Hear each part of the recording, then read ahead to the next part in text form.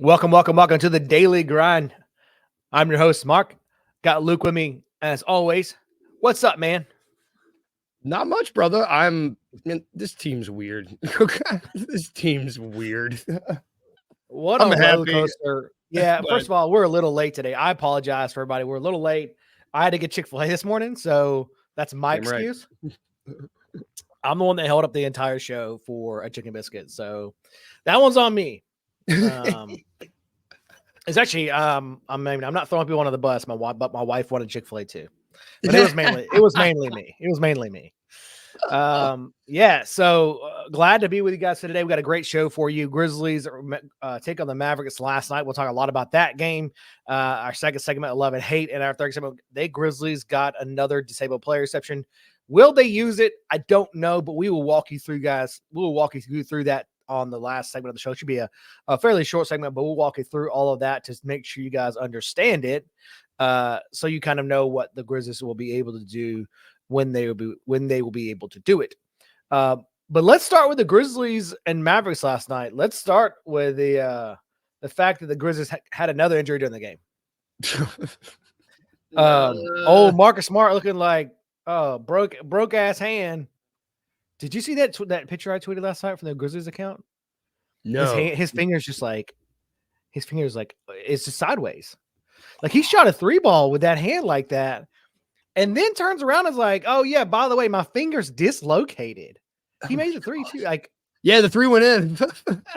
Marcus Smart's more of a man than I'll ever be. So Same. that's just there's no way. If I dislocate my finger, I will be in the bed for at least 2 weeks. Well, it was on his shooting hand too. Didn't he make that shot? It's on it. Yeah, he made the shot. It's on his shooting hand. I don't know, man. He had the ice on it on the bench, then had a splint on it. Was asked after the game what it was going to be. I think they were going to do MRI and some testing to see if there's any further damage to his finger. Hopefully, honestly, if you dislocate your finger and there's no damage, I would think it's probably just a soreness thing in terms of being able to play. Yeah, that will be my assumption. Again, I'm not a doctor, nor am I even remotely close to being one, but that will be my assumption is that if there's no internal damage with the MRI that shows up, it's likely going to be just like a soreness, can you play type of thing. It's a tough son of a bitch, man. Even playing, like making one shot with that hand, like it's tough. He didn't even know. He only knew because he looked up at his like he was like doing a 3 celebration. And he looked up at it and he's like, "Oh shit, that shit's broke." He's like, "I don't know." That's the only reason. That's the only reason he knew. God. So yeah, shout out to Marcus Smart, man, for even attending a 3 with a broke hand or a dislocated finger. Let's be technical about it. But so we'll see, and we'll see how that works out. But before that, he was top shelf. Yeah, he was, man. Ooh. What, like 56, 50, 100 shooting splits before he went out? 9 for 16 from the field, 4 for 8 from 3. I know yesterday on the show, I was like, he won't shoot that well every time. He must listen to the show. Yeah, he listens. He asked he listens. He was like, I'll show him that random white guy on a podcast. Random white guy on a podcast. I'll show him.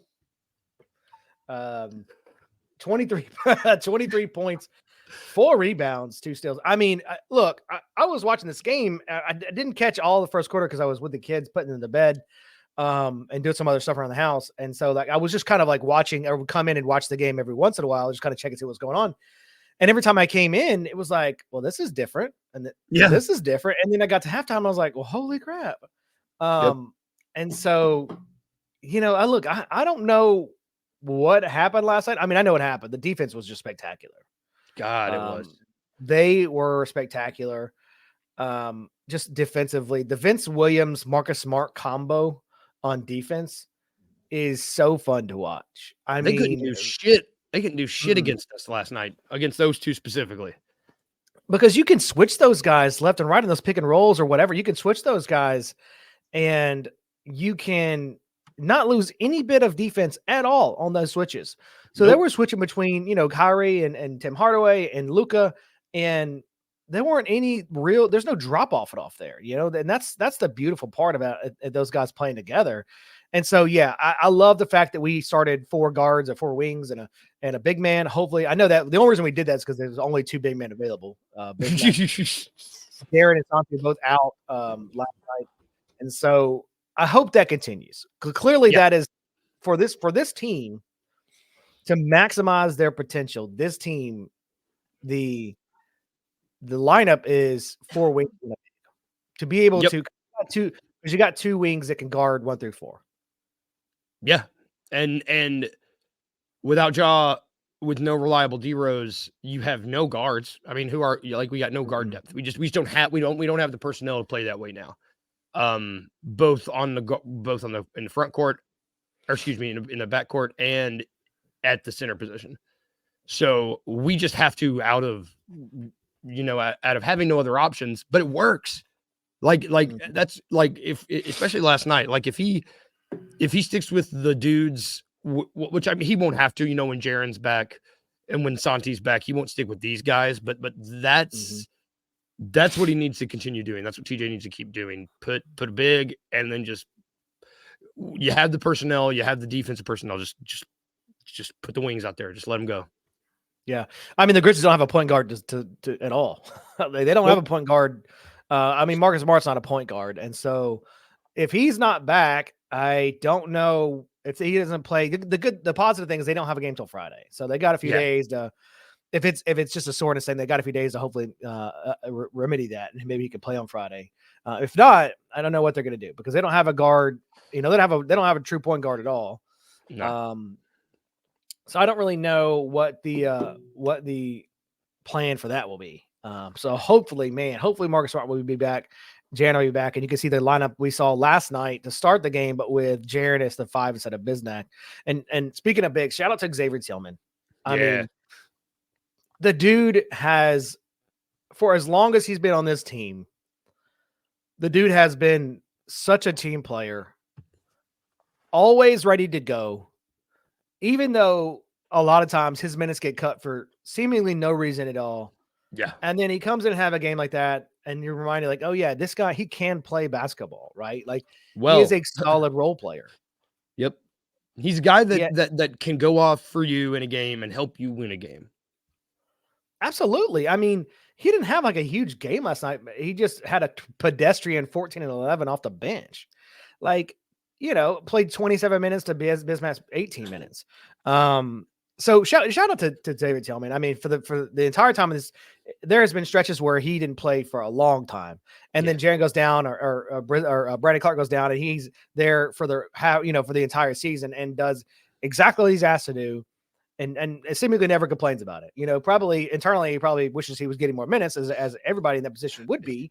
Yeah, but just does his job, and so. There is a place for Xavier Tillman in this league. I don't think we'll be with the Grizzlies next year, and that will be unfortunate because I think he is a solid role player.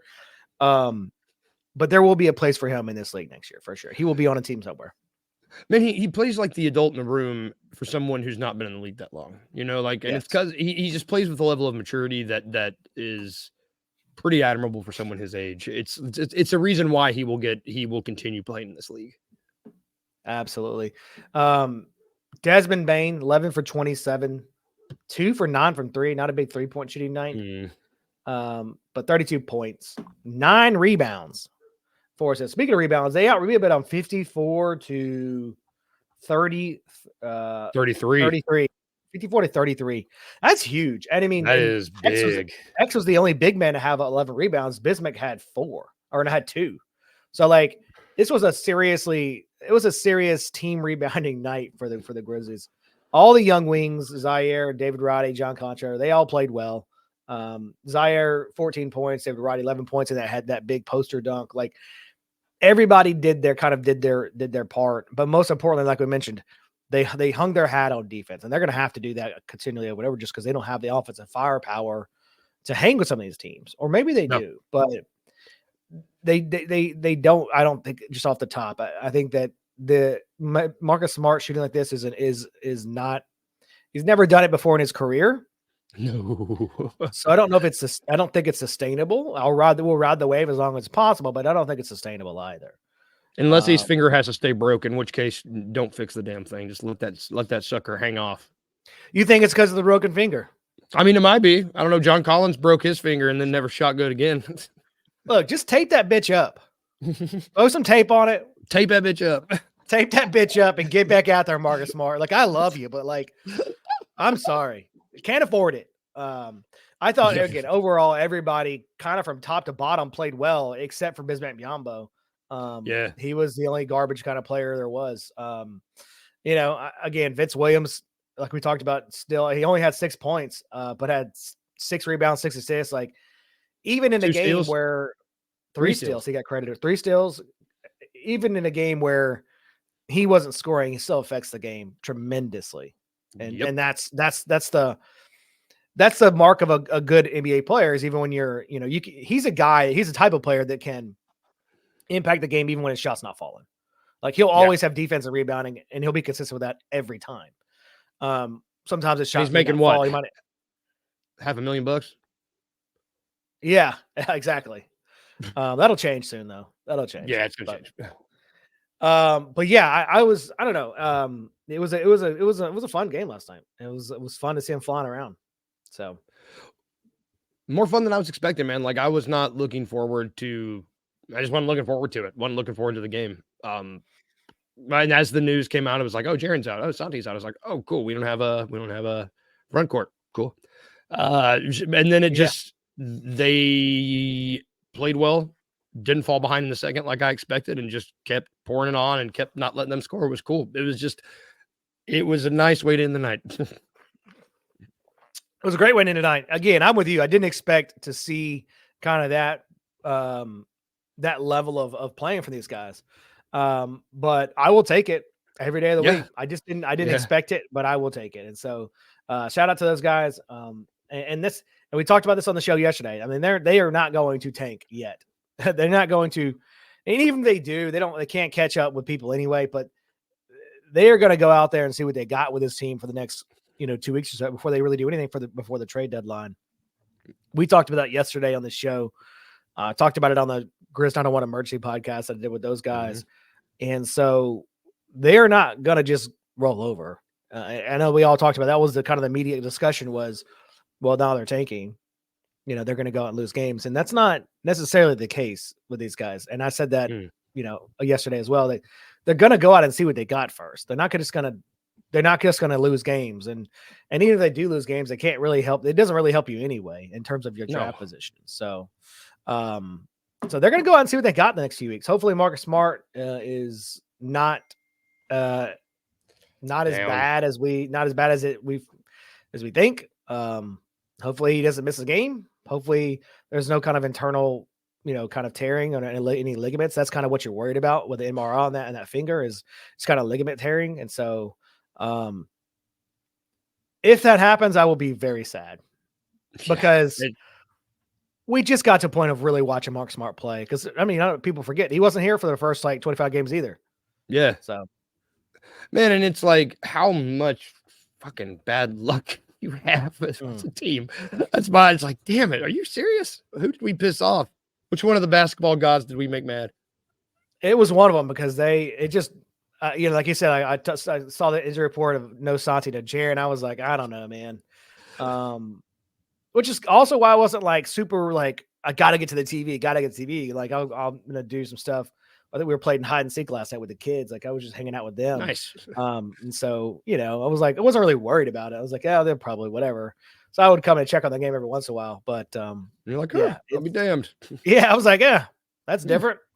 Okay. The guy said I got to halftime. And I was like, all right then. Cool. Okay. I was like, I was in a hiding spot looking at the box score, waiting for the kids to find me. I'm like at halftime, I'm like, interesting. I will take it for sure. All right. Let's take a quick break. We'll be right back on the second segment. We'll do our love and hate next. Be right back.